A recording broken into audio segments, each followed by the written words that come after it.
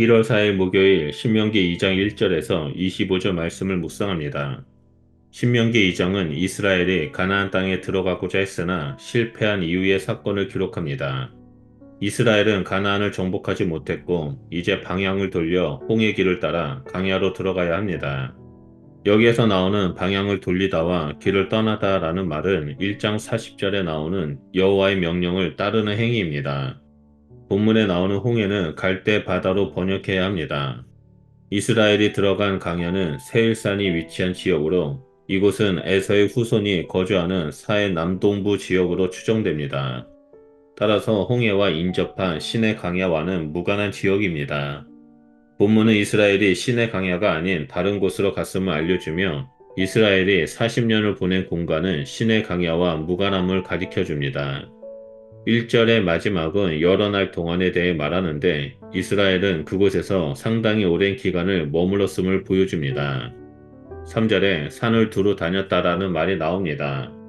이것은 세일산을 두루 다녔더니와 연결이 됩니다. 이스라엘은 상당한 시간을 세일산이 있는 지역에서 머물렀습니다. 오랜 기간이 지나고 여호와는 다시 모세에게 북으로 나아가라고 명령합니다. 북으로 나아가고자 할 때 이스라엘은 에서의 자손이 사는 지역을 통과해야 합니다. 따라서 이스라엘이 세일산의 남쪽 지역에 위치해 있었음을 알려줍니다. 여호와는 4절에서 모세에게 너희는 스스로 깊이 삼가라라고 명령합니다. 이에 대한 구체적인 명령으로 5절에 다투지 말라고 말합니다. 덧붙여 본문은 한 발자국도 너희에게 주지 아니하리니라고 말함으로써 그 땅이 이스라엘의 유업이 아님을 명시합니다. 뿐 아니라 세일산에서 에서에게 기업으로 주었다라는 선언은 여호와가 이스라엘만의 하나님이 아님을 암시합니다. 여호와는 이스라엘뿐만 아니라 에돔에게도 기업을 주시는 분이십니다. 이스라엘은 에돔 땅에서 양식과 물을 얻기 위해 돈을 지불해야 합니다. 우리는 이스라엘이 에돔 지역을 지나는 이야기를 민수기 20장에서 관찰할 수 있습니다. 하지만 신명기와 민수기는 차이가 있습니다. 신명기에는 에돔 지역을 지날 때 이스라엘의 행동 요령을 하나님이 명령하는 것으로 나오지만 민수기에는 하나님의 말씀이 나오지 않습니다. 게다가 이스라엘이 에돔 지역을 통과하기 위해 에돔 왕에게 요청하였으나 에돔 왕은 그것을 허락하지 않았고 이로 인해 이스라엘은 그곳을 돌아가야 했습니다. 이러한 민수기의 모습은 거룩한 전쟁의 일부 모습이지만 이스라엘은 에돔과 전쟁하지 않았음을 보여줍니다. 7절은 이스라엘이 40년 광야 상황을 여호와의 돌봄 기간이라고 설명합니다. 이것은 가네스 바네아에서 이스라엘의 잘못으로 인해 발생한 심판을 여호와의 돌봄으로 묘사한다는 특징이 있습니다. 본문은 다시 과거를 회상하며 엘락과 에시온 게베를 지났다라고 언급합니다. 두 지명은 시나이 반도 오른편에 위치한 아카바만 끝을 가리킨다는 점에서 우리는 이스라엘이 지나간 지역을 유추할 수 있습니다. 본문에서 눈에 띄는 것은 에돔을 우리 동족이라고 부른다는 점입니다. 이스라엘은 그곳을 거쳐 모압 광야 길로 나아갑니다. 모압 지역은 요단 동편에 위치한 지역으로 모세가 요단을 건너기 전에 율법을 선포한 지역과 일치합니다.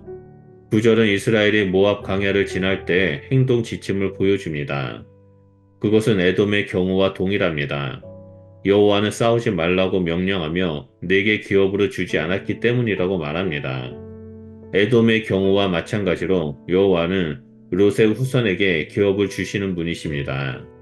이를 통해 본문은 반복하여 여호와가 이스라엘의 하나님일 뿐 아니라 이방 민족의 하나님이라는 것을 명시합니다. 그럼에도 불구하고 본문은 모압을 우리 동족이라고 부르지 않습니다. 13절은 일어나라, 건너라 같은 명령어가 많이 나옵니다. 명령을 듣는 주체는 이스라엘입니다. 그러나 이스라엘은 과거 이스라엘이 아니라 새로운 세대입니다. 왜냐하면 여호와는 그들에게 세례 시내를 건너라고 명령하는데 14절을 보면 세례 시내를 건너가기까지 38년이 소요되었음을 보여주기 때문입니다. 세례 시내는 모압의 남방 경계로 보이며 18절은 모압의 북방 경계서인 아르를 언급합니다. 38년의 시간이 지나며 이스라엘은 많은 것이 변했습니다. 본문은 그것을 그 시대의 군인들이 다 멸망하였다라고 언급합니다. 여기에는 진영이라는 표현이 두 차례 나오는데 과거 군인들은 사망했고 이스라엘은 새로운 진영으로 탈바꿈했습니다.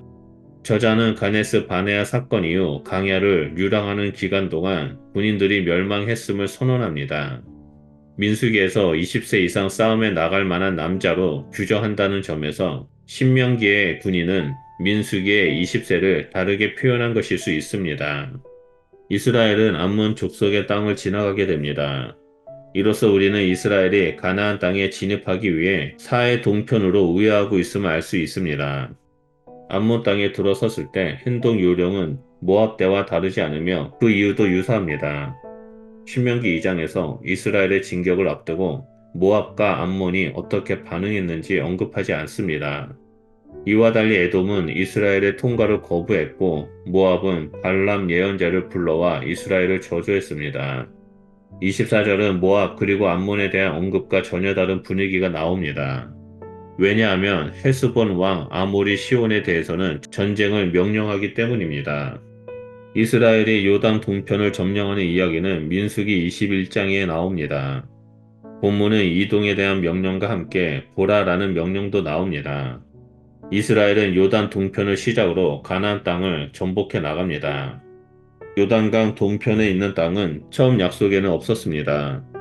이스라엘의 강야 40년 방한 기간 동안 통과해야 하는 땅일 뿐이었습니다. 얼마든지 차지할 수 있었지만 그 땅은 하나님께서 세일과 암몬, 모압의 몫으로 약속하셨기 때문입니다. 이를 통해 하나님은 민족을 떠난 온 인류의 하나님이심이 드러납니다. 이스라엘이 동편 땅을 지나면서 할 일은 그들과 전쟁에서 빼앗는 것이 아니고 그들에게 하나님의 복을 나눠주는 일입니다. 그곳을 지날 때 조금도 손해를 끼치지 말고 무엇을 취했든지 대가를 지불하라고 하십니다. 비록 강야의 징벌 기간이지만 하나님은 이스라엘을 세상 앞에서 하나님의 제사장 나라로 온 땅을 복되게 하실 계획을 실현하고 계신 것입니다. 이는 하나님과 동행하는 이스라엘이 곧 하나님의 나라이기 때문입니다. 본문을 통해 하나님은 처음부터 온 인류의 하나님이심을 볼 수 있습니다.